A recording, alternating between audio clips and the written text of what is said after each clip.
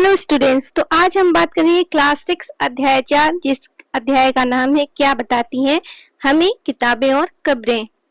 तो इसमें जो इम्पोर्टेंट टॉपिक्स है उन्हीं पे हम बात करेंगे।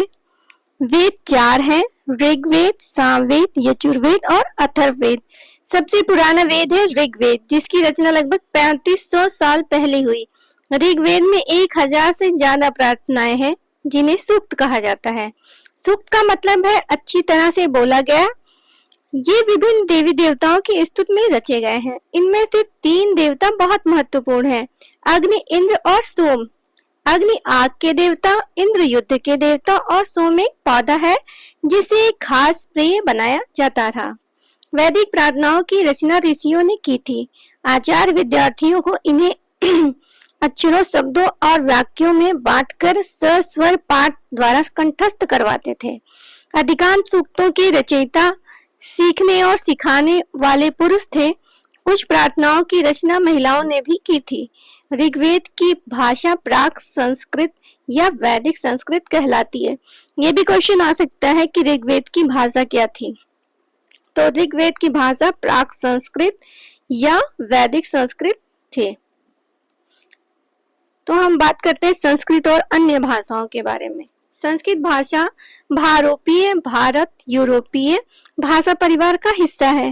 भारत की कई भाषाएं असमिया, गुजराती, हिंदी, कश्मीरी और सिंधी एशियाई भाषाएं जैसे फारसी तथा यूरोप की बहुत सी भाषाएं जैसे अंग्रेजी, फ्रांसीसी, जर्मन, यूनानी, इतालवी, स्पेनिश आदि इसी परिवार से जुड़ी हुई हैं।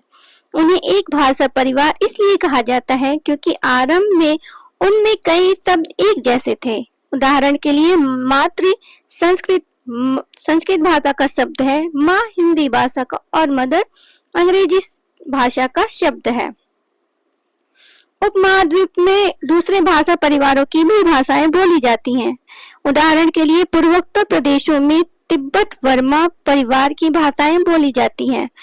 तमिल, तेलुगु, कन्नड़, मलयालम द्रविड़ भाषा परिवार की भाषाएं हैं, जबकि झारखंड और मध्य भारत के कई हिस्सों में बोली जाने वाली भाषाएं ऑस्ट्रो एशियाटिक परिवार से जुड़ी हुई हैं।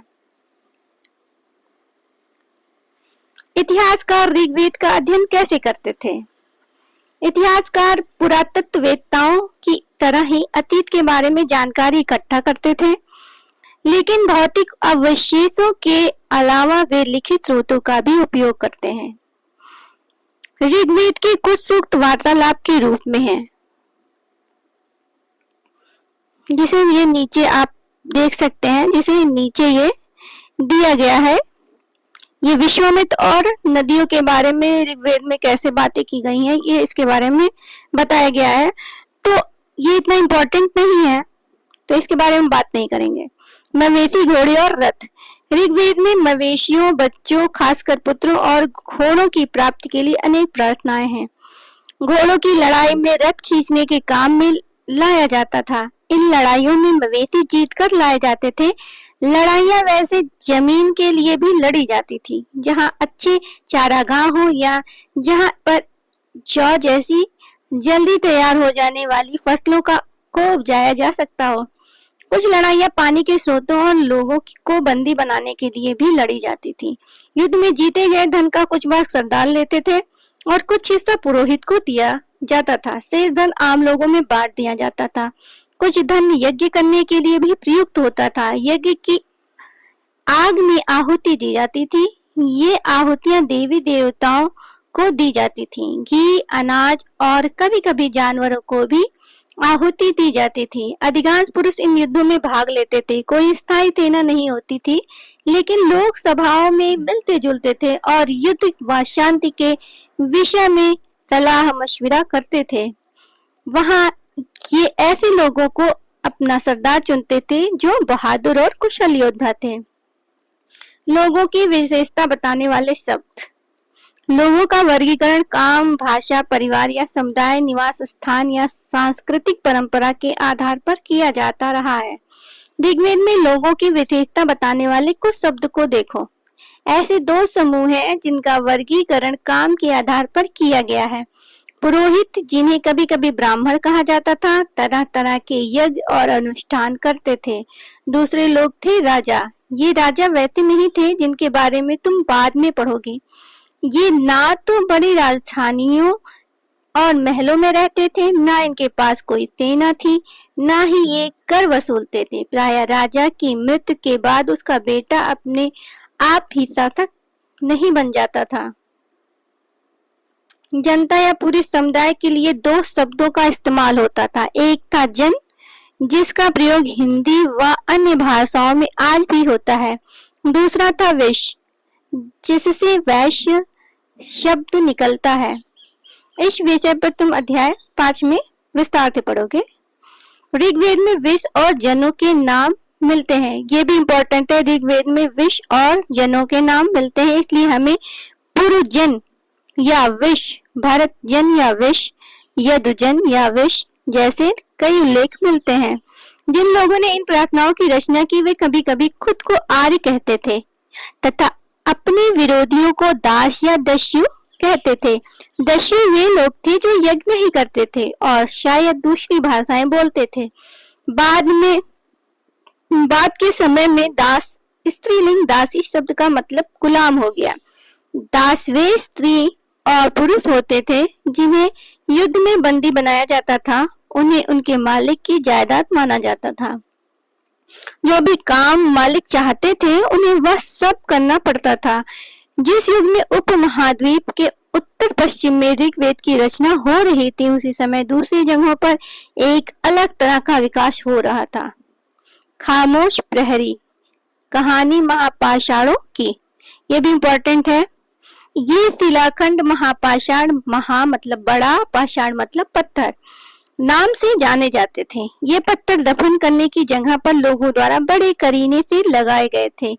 महापाषाण कब्रें बनाने की प्रथा लगभग 3000 साल पहले शुरू हुई थी। यह प्रथा दक्कन, दक्षिण भारत, उत्तर पूर्वी भारत और कश्मीर में प्रचलित थी। तो ये भी इम्पोर्टेंट एक क्वेश्चन बन सकता है कि महापाषाण कब्रें बनाने की प्रथा कब शुरू हुई और ये कहाँ-कहाँ प्रचलित थी। कुछ महत्वपूर्ण महापाषाण पुरास्थित जो मानचित्र में दिखाए गए ये हैं। कई बार पुरातत्वविदों को गोलाकार सजाए हुए पत्थर मिलते हैं, कई बार अकेला खड़ा हुआ पत्थर मिलता है। ये ही एकमात्र प्रमाण है जो जमीन के नीचे कब्रों को दर्शाते हैं।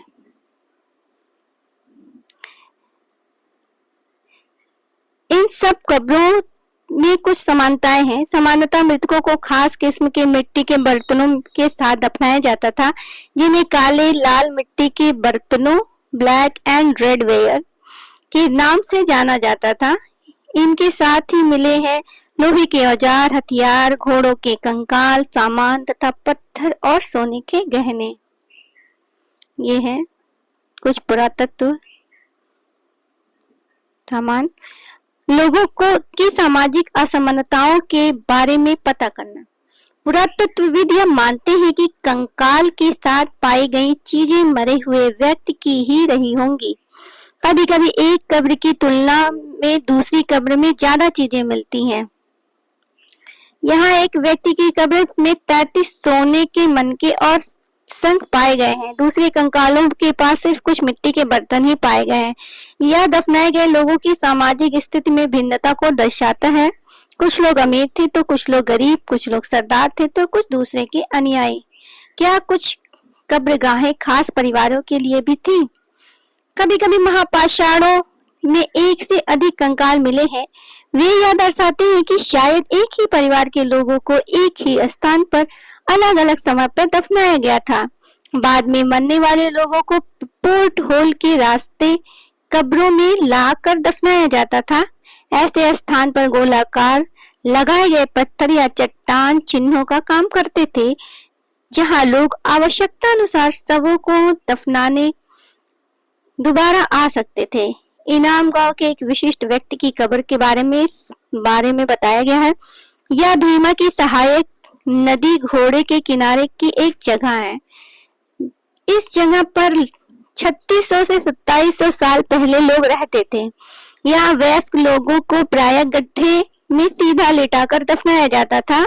उनका सिर उत्तर की ओर था होता था। कई बार उन्हें घर के अंदर ही दफनाया जाता था। ऐसे बर्तन जिनमें शायद खाना और पानी हो दफनाए गए शव के पास रख दिए जाते थे। एक आदमी को 5 कमरों वाले मकान के आंगन में 4 पैरों वाले मिट्टी के एक बड़े से संदूक में दफनाया गया था।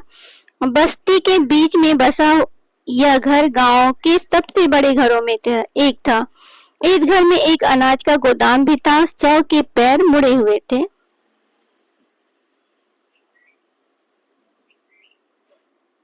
ये भी इम्पोर्टेंट टॉपिक है। क्या बताते हैं हमारे कंकालों के अध्ययन। छोटे आकार के आधार पर एक बच्चे के कंकाल को आसानी से पहचाना जा सकता है, लेकिन एक बच्चे और बच्ची के कंकाल के बीच कोई बड़ा फर्क नहीं होता है। क्या हम यह पता लगा सकते हैं कि कंकाल किसी पुरुष का था या स्त्री का? कभी कभी लोग कंकाल के साथ मिले सामानों के आधार पर इसका अंदाजा लगाते हैं। उदाहरण के लिए, यदि कंकाल के साथ गहने मिलते हैं तो कई बार उसे महिला का कंकाल मान लिया जाता है, लेकिन ऐसी समझ के साथ समस्याएं हैं। अक्सर पुरुष भी आभूषण पहनते थे। कंकाल का लिंग पहचानने का बेहतर तरीका उसकी हस्तस्त्रियों की जांच है। चूंकि महिलाएं बच्चों को जन्म देती हैं, इसलिए उनका कटी प्रदेश या कूल्हा पुरुषों से ज्यादा बड़ा होता है। ये समझ कंकालों के आधुनिक अध्ययन पर आधारित है। आज से लगभग 2000 साल पहले चरक नाम के प्रसिद्ध वैद्य हुए।